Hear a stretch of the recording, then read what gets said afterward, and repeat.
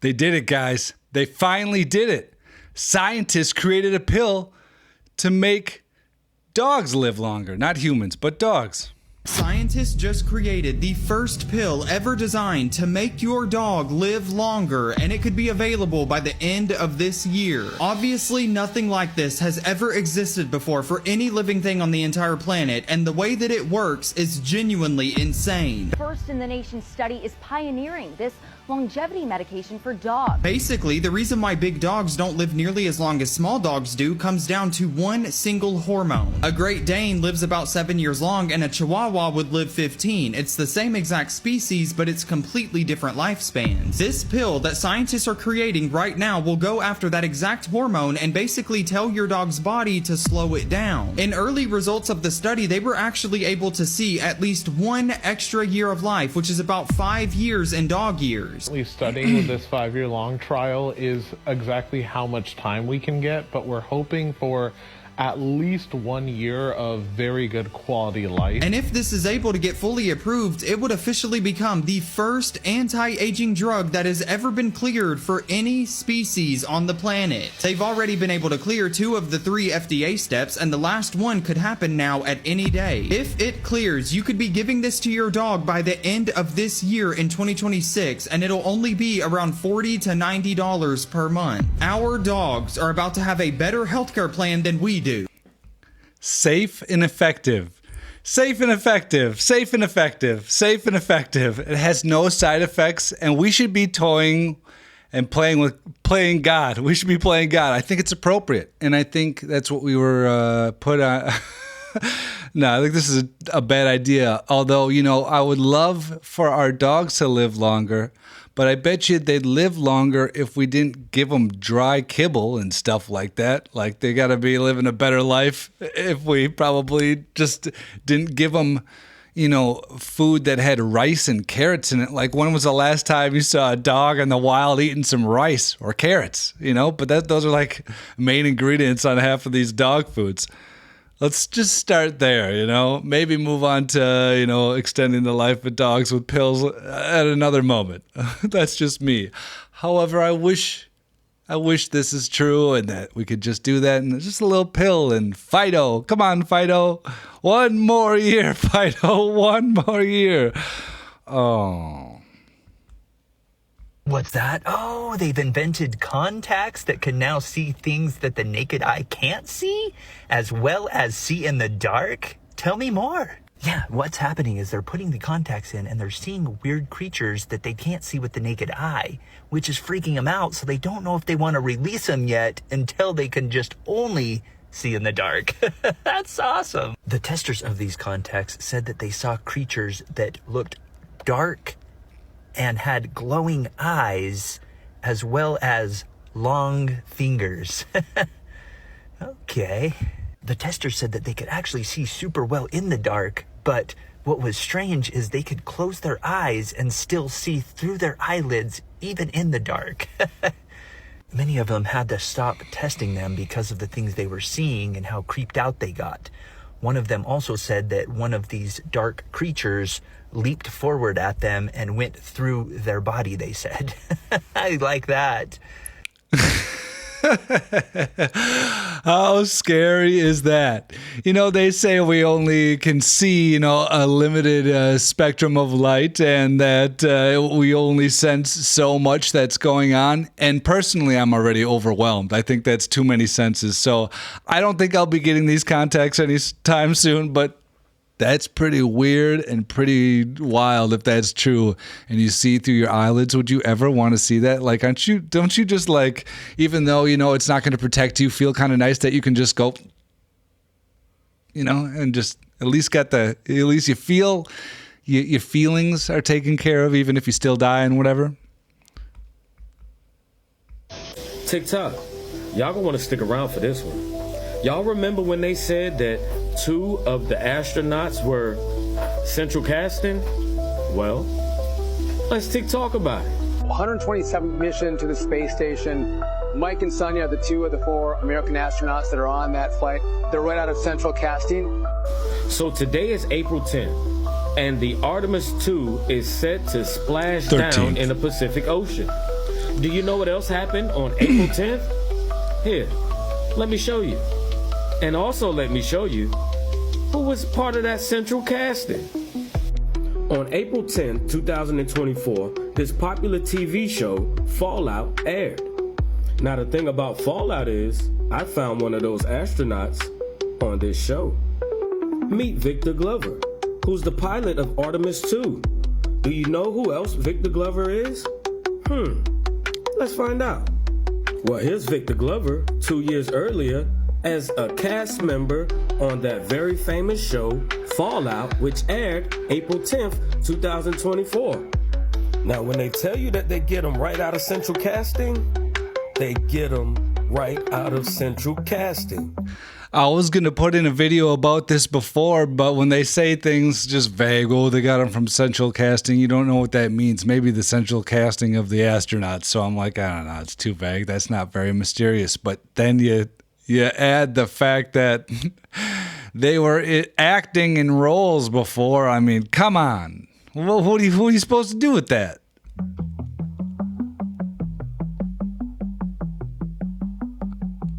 Now, you might ask yourself, for those of you that don't know, what is central casting? Well, I'll give you the definition and then show you the company. Central casting, the department of a movie studio responsible for casting actors, especially viewed as a source of people who are stereotypical of their role in appearance, behavior, or nature. And look at the bottom. A politician right out of central casting. Now, if you look here, here's the company, Central Casting. It says Central Casting is the leading background actor casting company in the United States. We cast hundreds of roles on set every day. Sign up to be a background actor. And as always, this is for entertainment purposes only. I told you all, I'm trying to be a great producer like Spielberg, only for central casting. You know, it is nice. They have provided a lot of entertainment for us to see. This rocket and all this stuff has been a blast. The 6 benefits of urine, and I mean drinking your own urine. This is just a few that I want to go over. There'll be more to come. But number 1, antibiotic. Urine destroys harmful bacteria in the body. Number 2, antiviral. Elements of urine are known to fight viruses and bacteria. Number 3, it's antifungal. It has been known as an antifungal remedy, but even in the fields when soldiers got injured, they would use it. They would pee on a wound to help sterilize the wound. Number 4, antibacterial. Urea, which contains in your urine, is antibacterial components. Antiparasitic, parasites are wiped out by the pH and healing powers of urine. Antiseptic. Urine prevents the overgrowth of disease-causing microorganisms in your body. Also, if you have a wound, you can take gauze, put your urine on it, wrap your wound in it, and your urine will help heal your wound. I know this sounds crazy, but these are just some of the benefits. I'm going to talk more about more of the benefits as I continue through this week. So drop me a comment, though, and let me know your thoughts on this, and let's think about our health. I've heard this pop up a couple of times, and it's weird. You know, what would you do? How would you have to look? How great would you have to be? Or what would have to improve in order for you to drink your pee?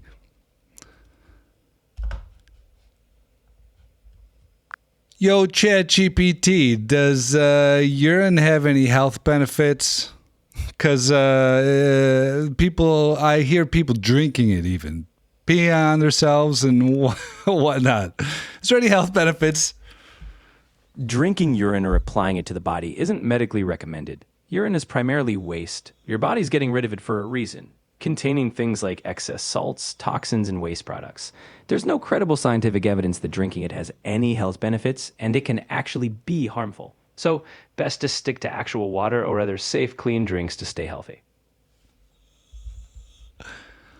Well, you never know. ChatGPT doesn't give you anything interesting every time. But the only thing I could think of, okay, so it does seem like, yeah, it's a waste product, right? Your body's trying to get rid of it. Otherwise, it'd just be hanging on to it, right? So it seems kind of weird. I could see it as like something that maybe people use at the... I don't know what they would use if why you do any of this stuff. It doesn't make sense to me, to be honest. At least not to drink it for sure.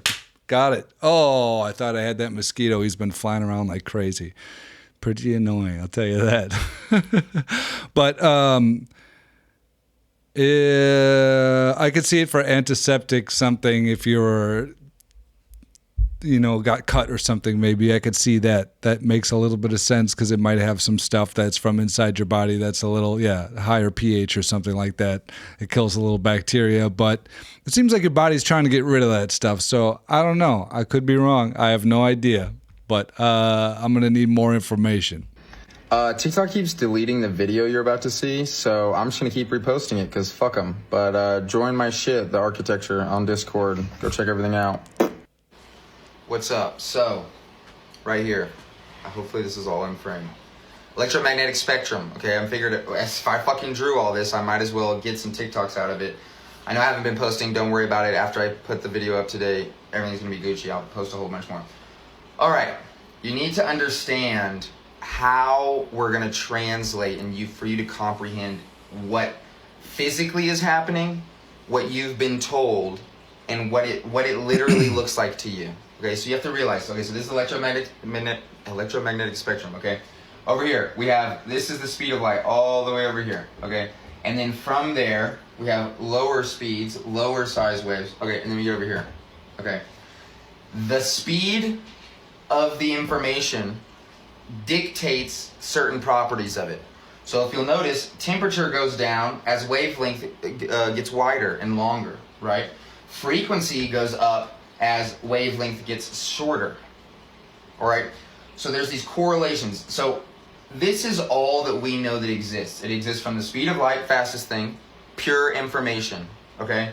All the way down to what you would refer to as solidity. It's only solid to you, but I guarantee you I will be able to prove that there are longer wavelengths. I mean, we also know that gravitational waves exist, nonetheless, all this cool stuff. Okay, so you need to realize that if information is of a certain wavelength and a certain intensity and a certain speed, it dictates its property, right?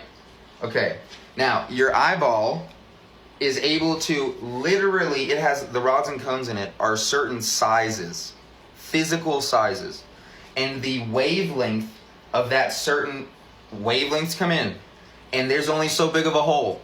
So if it's big enough, it'll fit.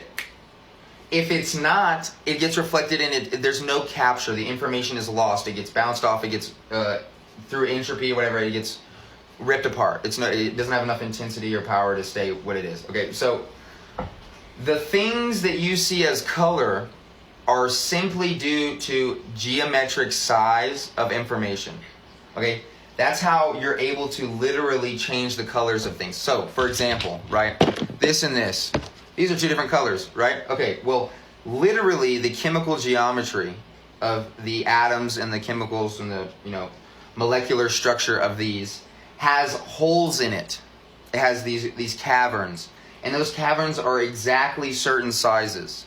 So whenever all the wavelength, all like pure light comes in, okay, in these little cavities, they're only so big. So what happens is all of these try and get through. Okay, but only one of them is the perfect size to go through and be reflected. Okay, so literally that's the only thing that is making this green. Whenever you dye things, you are using molecular geometry, molecular chemistry, to overlay a layer of atoms or molecules that have a different size cavern, therefore changing what color or wavelength is able to reflect. Okay? So you need to realize that information and its speed equals a property, and information and its geometry equals a property, okay? And all of this plus a whole bunch more combines into what you call reality, right? This is what waves look like, or at least what we say they look like. This is what it looks like in 2D, right? I don't know if you can see this, but that's why you're like, oh, there's all the waves are like this. No, dummy.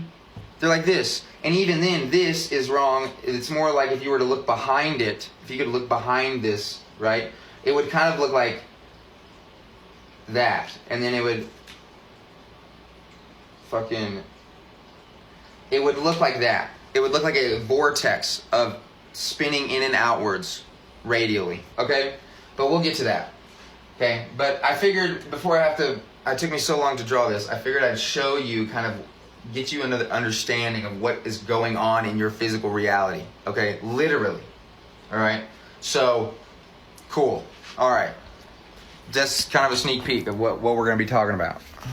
So I just found that interesting, and I thought it's important to know because I keep on this channel, I talk about electromagnetic frequencies and things like that all the time and all this kind of weird stuff and these phenomenons. So I thought it might be important to know a little bit how these frequencies work. And I found it very fascinating thinking about knowing that the different frequency or the different size of the waves for the different colors kind of fits into a different shape, thinking about that in your eye and being reflected back, and then also on objects all over.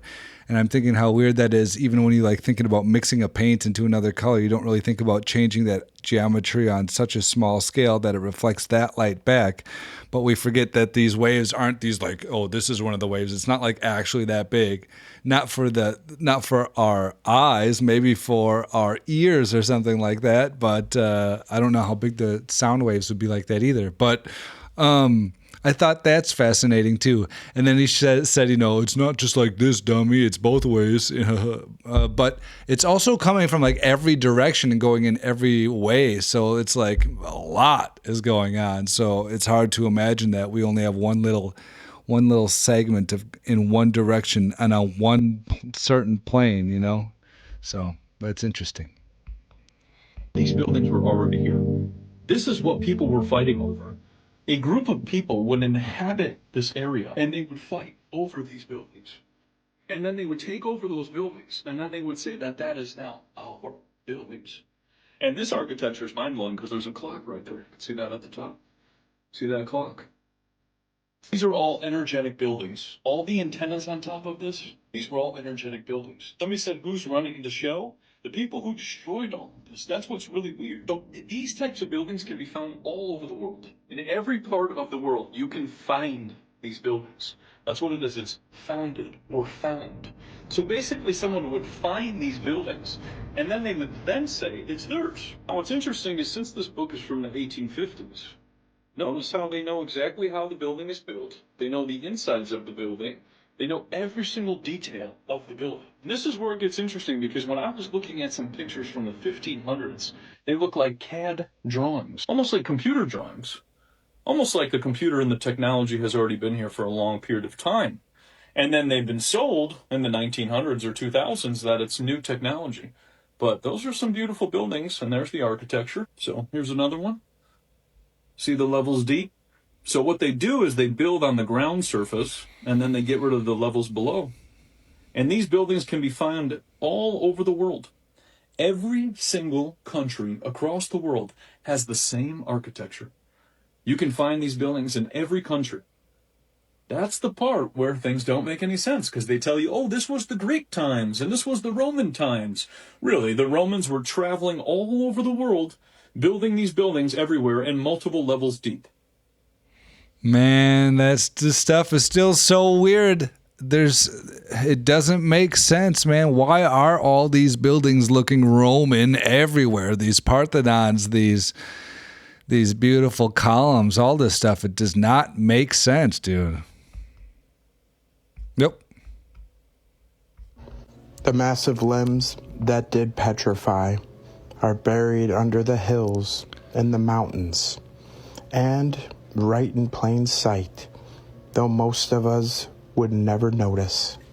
Take a look at this video of a gentleman walking alongside this mountain, showing that the whole thing is in fact a giant ancient tree. So really quick, I'm going to show you this, how the trees are fibers, and for some reason this shows the the true color. A big chunk of this just fell off. See part of the grain. This is the way the fibers are right here. See? Hold on a second. And you see it's nothing but wood. Okay? So we're gonna go down over here. The way that piece just comes off. I'll show you a little more. Okay? See here. And at an angle. Okay? Almost looks like they cut All it this, there. everything. This whole mountain in a 100-mile radius. Come right over here.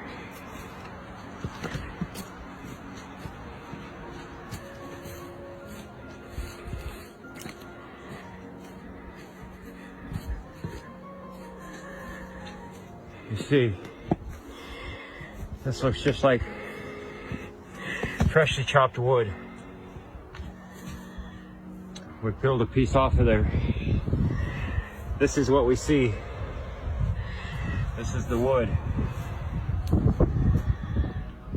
See that? That's just got the moss on it. And all this here, all the way back up in here, I'll show you that in a second. You come right here and you see, we'll peel a piece off here. It's just wood. It's so crazy. All this. And then you go right over here. See, this is the fresh stuff. This is what we see.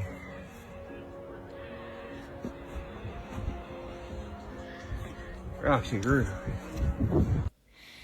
Does that not really look like it though? I mean, that one's crazy. What do you think about the giant trees from the past? I did go to school for forestry. I don't know about it, but you know, just because I went to some school and I didn't learn about something like that does not mean that it's not true by any means. But it's very fascinating and it's very weird. And I'm pretty sure there's stories in the Bible. Haven't read the whole thing myself. Couldn't tell you if it does or doesn't, but I hear things about it. But it's really fascinating. And that stuff really looks like, it really did look like wood, all those things. And how he kept on grabbing those pieces off there, it really just looked like wood. And like the whole time, sometimes you get a little piece or a chunk, sometimes that looks like it, but it really did look like somebody was hacking off pieces of that tree. Some giant cutting some giant tree that then turns to stone. Is that the world we live in? Is that the world we live in that we're occupying now? Some place that used to have giant trees and giants, and they cut these trees, and this is the evidence that we're left over? Is that true? Is that what it's like? Is that the world we live in? What do you guys think? That stuff's too crazy, I'm telling you. But that's all the crazy stuff I got for you today. I hope you liked this video. And if you did, please gently tap that like and subscribe button. And I'll see you guys tomorrow. Have a beautiful day.